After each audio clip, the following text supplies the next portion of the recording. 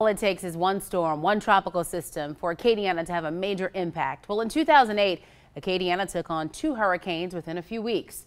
One, a direct hit with mainly wind and rainfall. The other, an indirect hit with record storm surge flooding. Meteorologist Dave Baker takes a look back at Hurricanes Gustav and Ike.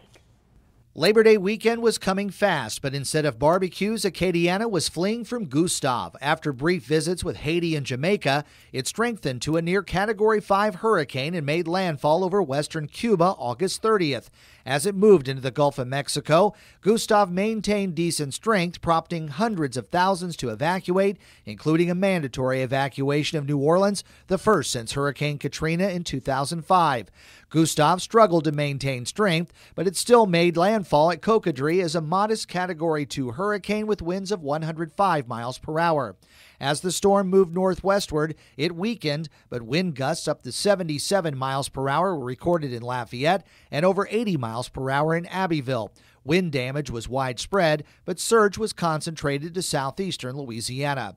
That same day that Gustav made landfall, another system started brewing in the Atlantic. Eventually, this would become Hurricane Ike.